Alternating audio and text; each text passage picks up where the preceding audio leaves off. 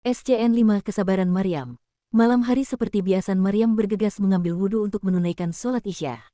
Dikarenakan kamar mandi di ruangan tersebut berada di sisi kanan sehingga membuat Maryam harus melewati tempat tidur Reza. Reza yang masih sibuk dengan beberapa berkas di tangannya, mengabaikan Maryam yang mondar-mandir di hadapannya. Maryam melaksanakan sholat Isya dengan sangat khusyuk, dan setelah itu Maryam membuka mushaf Al-Quran miliknya, membaca beberapa surah di dalamnya. Sayup-sayup Reza mendengar suara Maryam sedang mengaji, sedikit banyak membuatnya terganggu, namun Reza enggan melarang Maryam untuk berhenti. Namun tetap membiarkan Maryam untuk mengaji. Setelah beberapa surah dia baca, Maryam bergegas untuk tidur, tanpa ada obrolan dan sapaan antara Maryam dan Reza. Hal ini sudah berjalan beberapa hari sejak Maryam tinggal di rumah kakek Amar, semua berjalan seperti biasa. Maryam terjaga dari tidurnya setelah mendengar alarm handphone miliknya berbunyi, di mana saat itu menunjukkan pukul 2.55 yang mana waktu sepertiga malam biasa Maryam gunakan untuk melaksanakan sholat tahajud. Maryam segera mengambil wudhu, dan saat melintas tepat di depan tempat tidur Reza, Maryam mendapati Reza yang sedang tertidur lelap di atas kasur berukuran king size miliknya, namun dia tertidur masih dengan laptop dan beberapa kertas yang berserakan di sana. Maryam yang merasa kasihan melihat hal tersebut berusaha untuk membantu Reza membereskan dan merapikan berkas-berkas yang berserakan, kemudian meletakkan di atas meja. Setelahnya Maryam membantu untuk menyelimuti Reza agar tidurnya lebih nyenyak. Setelah melakukan semuanya, Maryam bergegas menuju kamar mandi untuk mengambil wudhu, dan kembali ke ruangan kecil miliknya untuk melaksanakan sholat tahajud. Kegiatan rutin yang selalu Maryam kerjakan di waktu sepertiga malam terakhirnya. Setelah menyelesaikan sholatnya Maryam membaca beberapa amalan yang biasa dia amalkan dan setelahnya membuka mushaf Al-Quran miliknya untuk dibacanya, sembari menunggu datangnya waktu sholat subuh. Beberapa saat kemudian terdengar suara azan subuh berkumandang, Maryam bergegas untuk segera melaksanakan sholat subuh. Setelah selesai sholat subuh Maryam berencana untuk mandi terlebih dahulu sebelum Reza terjaga dari tidurnya. Karena akan lebih merepotkan jika dia mandi saat Reza telah terjaga.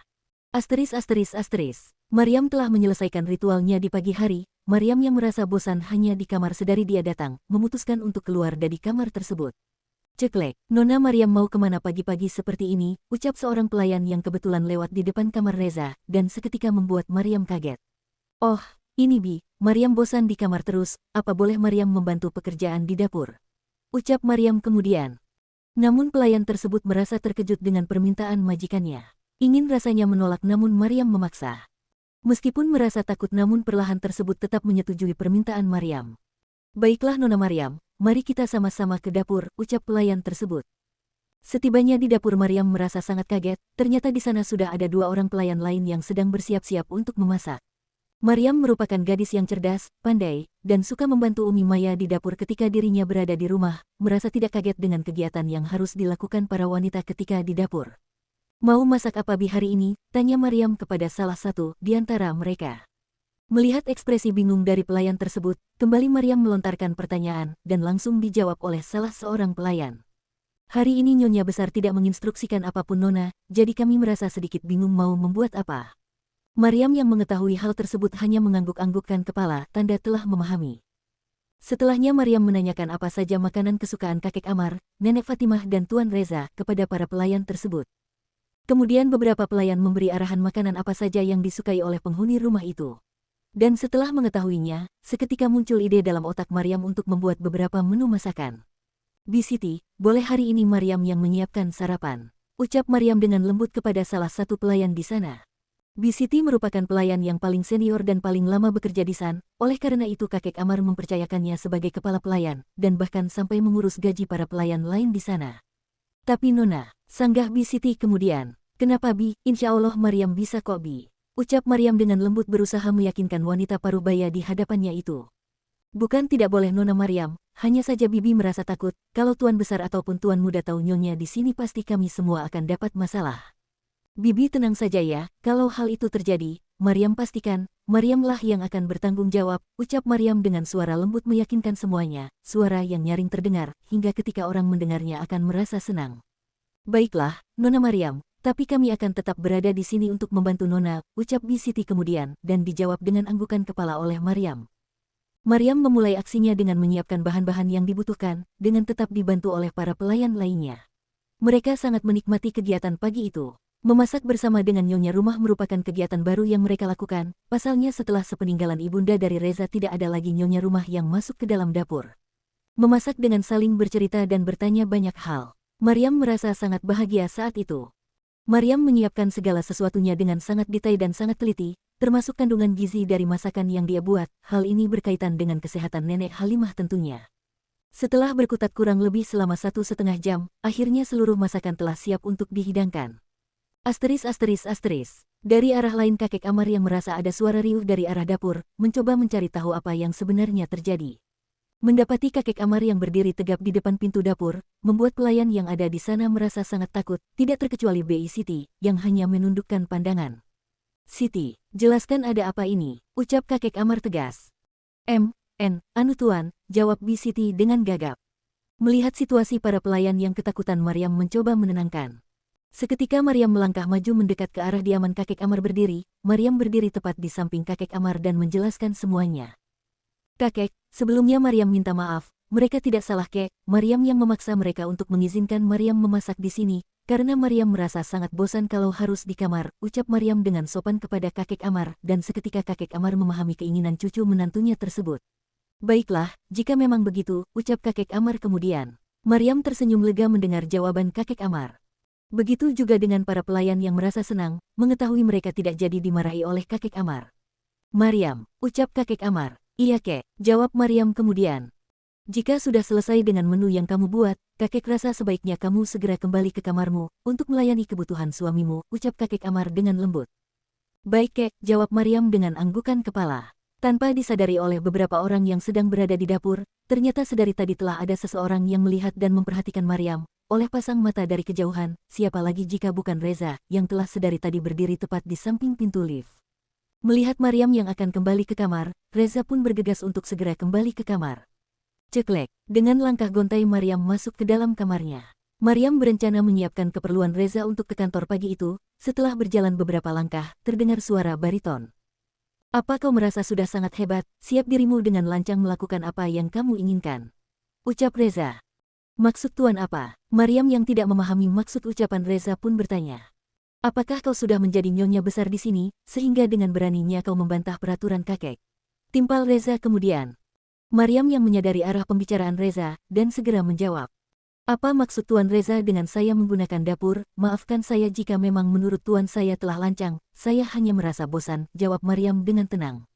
Maryam yang merasa tidak memiliki kesalahan membuatnya dengan berani menjawab perkataan Reza. Namun meskipun begitu Maryam hanyalah seorang wanita biasa. Bahkan hatinya terasa sangat rapuh saat ini. Mendengar ucapan kasar yang diucapkan Reza, seketika mata Maryam berembun, namun tidak sampai butiran itu menetes, segera Maryam menyapunya dengan kedua telapak tangannya. "Cukup, kau sudah terlalu banyak bicara.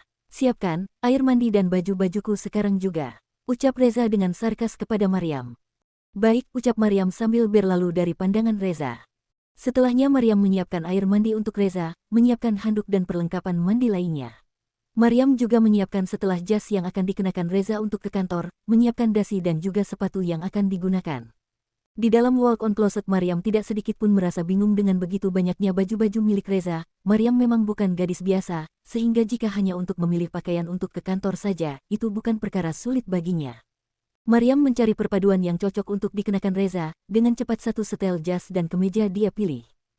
Serta menyiapkan dasi yang akan dikenakan. Selanjutnya Maryam meletakkan semua keperluan yang dibutuhkan Reza di atas kasur berukuran king size tersebut. Setelah dirasa semua keperluan telah disiapkan, Maryam kembali ke ruangan kecil miliknya. Meski Maryam masih merasa bosan, namun Reza seolah melarangnya keluar dari dalam kamar, jadi Maryam memutuskan kembali ke ruangan kecil miliknya. Bahkan hanya sekedar memasak saja, Reza sudah sangat bereaksi dengan keras. Sehingga Maryam lebih memilih menyibukkan dirinya di dalam ruang kecil tersebut dengan beberapa tugas akhir kuliahnya. Ruangan yang sebagian ornamennya terbuat dari kaca, sehingga setiap gerakan Maryam dapat dilihat oleh orang yang berada di luar. Ruangan tersebut sengaja didesain untuk memudahkan Reza melakukan pekerjaannya ketika berada di rumah. Antara tempat tidur dan ruang keluarga memang tidak memiliki sekat pintu, sehingga menambah kesan lebih luas. Hal itu dikarenakan supaya Reza lebih mudah keluar dan masuk antara kamar tidur dan ruang kerjanya. Namun di dalam ruang kerja tersebut, memiliki akses pintu untuk keluar. Maryam, "Iya tuan, ada apa? Bukankah sudah saya siapkan semua?" ucap Maryam terbata-bata. "Berani kamu menentang saya?" jawab Reza dengan sinis. Maryam yang merasa tidak mengerti hanya menghembuskan nafas kasar menghadapi sikap Reza. Di sini kamu memang hanya dianggap sebagai pelayan pribadinya, jadi bersabarlah Maryam. Ucap Maryam dalam hati. Pasangkan ini, ucap Reza singkat dengan menyodorkan dasi yang akan dia kenakan. Maryam hanya pasrah dengan perlakuan kasar suaminya, lalu mengambil dasi dari tangan Reza dan mulai memasangkan di leher jenjangnya. Maryam tidak merasa kesulitan karena hal itu juga sering dia lakukan kepada abinya ketika sesekali abinya menghadiri acara penting. Maryam merasa tubuh Reza sangat tinggi sehingga dia harus sedikit berjinjit untuk menggapai lehernya dan memakaikan dasi. Wangi, gumam Reza dalam hati, ketika Maryam mendekat ke arahnya dan lebih dekat dari biasanya, sehingga Reza dapat mencium aroma tubuh Maryam yang sangat wangi.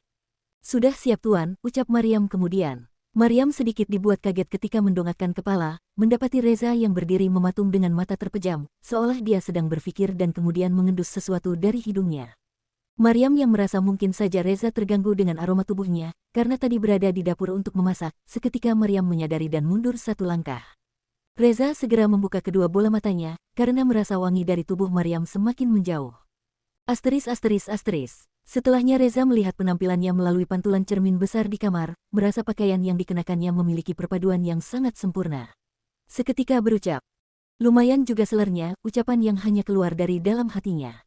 Oya bersikap baiklah, ingat, jangan pernah mengatakan semua pada kakek ataupun nenek, ketus Reza memperingati Maryam. Baik tuan, jawab Maryam singkat. Reza dan Maryam bergegas untuk turun ke lantai bawah untuk melaksanakan sarapan pagi bersama kakek dan neneknya. Assalamualaikum kakake, nenek Maryam menyapa keduanya yang telah lebih dulu duduk di meja makan menanti kedatangan dirinya juga Reza. Siapkan, ucap kakek Amar singkat, kepada para pelayan untuk menyiapkan makanan mereka. Hening, itulah yang dirasakan Maryam, tidak ada satu orang pun yang berbicara ketika mereka sedang di meja makan. Maryam pun mengikuti kebiasaan yang ada di keluarga barunya tersebut, dengan tidak berbicara saat makan. Siapa yang masak pagi ini? Ucap Reza dengan nada keras. Kakek Amar yang melihat tingkah cucunya hanya terdiam memperhatikan. Berbeda dengan para pelayan yang ada di sana, mereka merasa sangat takut jika Tuan Reza memarahi mereka dan memecatnya saat itu juga. Bi Siti, ucap Reza. Iya Tuan Muda, jawab Bi Siti kemudian. Siapa yang membuat masakan pagi ini? Tanya Reza lagi. Maryam masih tetap diam dan memperhatikan tingkah arogan dari sang CEO. Maryam merasa sudah terbiasa dengan sikap kasarnya. Maaf tuan, pagi tadi Nona Maryam yang membuat semua hidangan untuk sarapan, jawab Bi Siti pelan dengan pandangan menunduk. Reza yang merasa sangat kaget, seketika terdiam, mengetahui jika Maryamlah yang menyiapkan sarapan mereka pagi itu. Merasa sangat familiar dengan rasa masakan yang saat ini dia makan, tanpa sadar Reza menghabiskan seluruh udang asam manis yang ada di piring besar tersebut. Semua orang yang melihatnya pun merasa sangat heran dan bingung, tidak biasanya majikannya itu menghabiskan banyak makanan di pagi hari, tak jarang justru Reza pergi ke kantor tanpa sarapan sebelumnya. Para pelayan yang ada di sana hanya saling pandang satu sama lain. Tak terkecuali kakek Amar dan nenek Halimah meskipun sedikit merasa heran dengan tingkah cucunya. Namun setelah itu kakek Amar memahami alasan kenapa Reza makan seperti orang yang sedang kelaparan. Meskipun ada rasa heran dengan sikap Reza, Maryam tetap memilih untuk diam dan menghabiskan sisa makanan di piring miliknya. Maryam hanya mengambil sedikit makanan tapi dia menyelesaikan makannya lebih dari yang lain, lama karena harus menjibak sedikit demi sedikit cadar yang dia gunakan ketika memasukkan nasi ke dalam mulut.